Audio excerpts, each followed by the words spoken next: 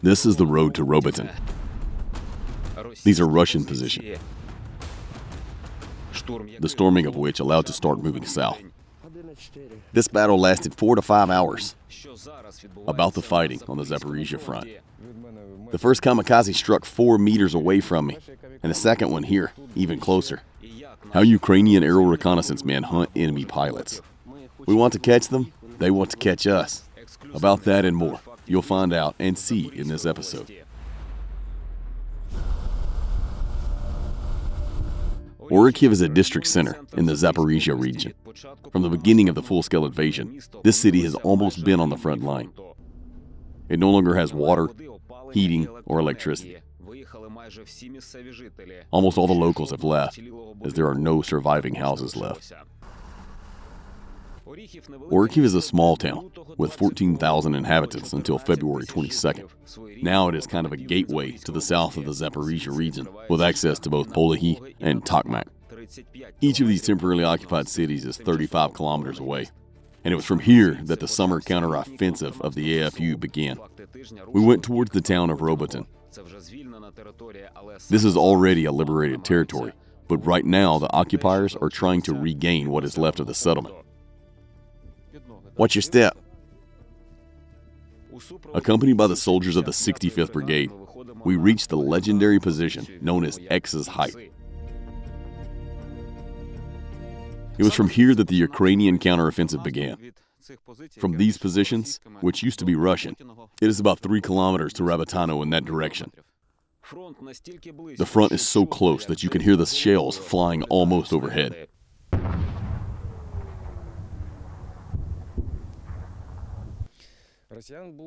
There were a lot of Russians here, but compared to the other positions, a little less, because our artillery was gradually driving them out of here. They constantly had wounded and killed here. They captured this position by surprise. The enemy did not expect that after the night assault that we would make a second attack at dawn. This is one of the commanders, with the call sign Poltava. Before the 65th Brigade, other units tried to capture these hills. But by that moment, the Russians had already built a strong defense here. The enemy fired at us very densely with artillery and mortars of various calibers. Yak, tanks, and kamikaze drones. For example, there were about 10 kamikaze strikes near this dugout alone in 2 hours. They attacked when they saw someone moving around. I was right here. The first kamikaze struck 4 meters away from me, and the second one here, even closer. This Ukrainian scout was one of the first to break into enemy trenches. This dominant height was very important for us and the enemy.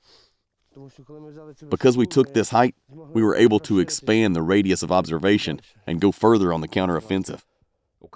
Ukrainians were lucky that some of the occupiers withdrew from this position. It was hard. There were a lot of Russians here, but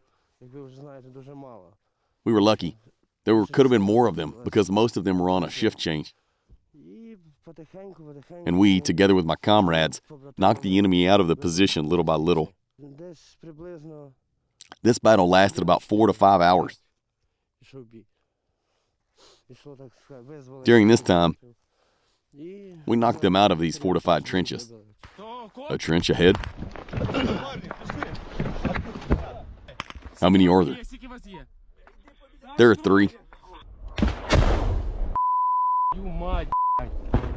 Sipa, what's on the right? That's the entrance. Is something flying?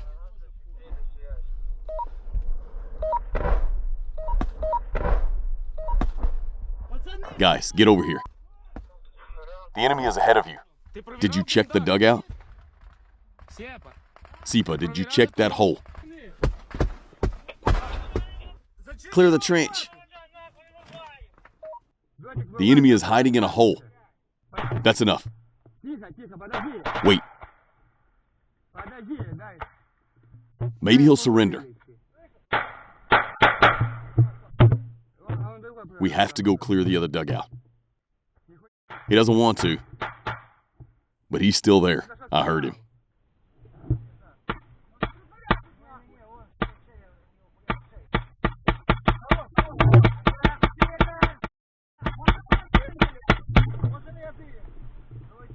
He's finished. Guys, don't interfere with each other. We have to keep moving. Maybe he's not the only one in there. Don't throw it here. Left dugout. That's it. I can see him. I'm in control here. Grenade.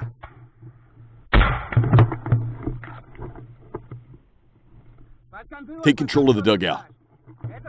There may be another one here. Wait, don't shoot. What? I think it's clean. There's a bunker. Yes, there are orcs there too. Control the dugout. Stop. Don't throw the grenades yet. Surrender or you're finished. Your friend just went to hell. What? There's a dugout on the right. I give you 10 seconds to think. I'm counting down, then I'll throw the grenade.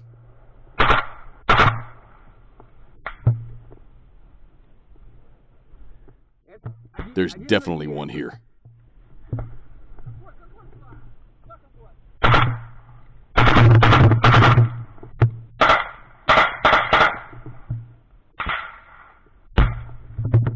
What?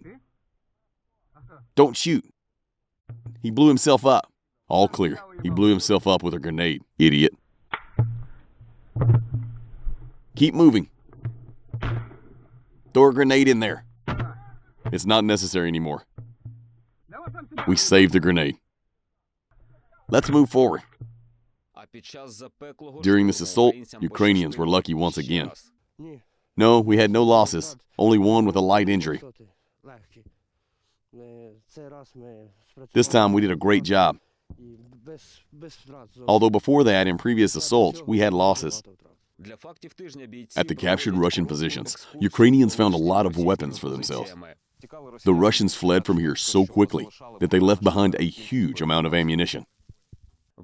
In some dugouts, there are still abandoned bodies of the occupiers and their propaganda leaflets literally everywhere, most of them cursing those who did not want to die on foreign soil. Those who refuse to comply with orders will be eternally disgraced, cursed, and branded as cowards. It's too close to the front. It's too risky to stay in one place for a long time. Russian kamikaze drones can appear unexpectedly. This drone can be heard if it's quiet. For example, when there is no such intense shelling. Its sounds differs from the Mavics with a specific buzzing sound, like a mosquito. After the first strikes on me, I started to learn, and then I began to distinguish the sound with which the FPV drone flies. In this war, small and large drones have already become a weapon without which neither attack nor defense is possible. This bird is flown by one of the most experienced pilots of the 65th Brigade with the call sign North. Aerial reconnaissance is the eyes of the artillery, and thanks to such operators, it can take only a few tens of seconds from target detection to its destruction. This is exactly how this enemy tank was destroyed. The Russians still have a certain advantage in drones, but not in all of them. I have not seen many wings as they have flying here. Orlans, Lancets, they use these drones in large numbers. As for quadcopters, Mavic, I think we use an equal number. The advantage depends on the professionalism of the people and the number of units and calculations deployed in one section of the front. We're going in. Hit him in the side. Come on.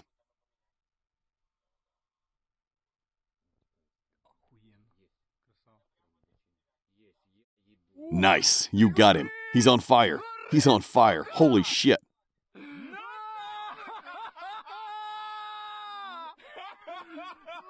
Get your present.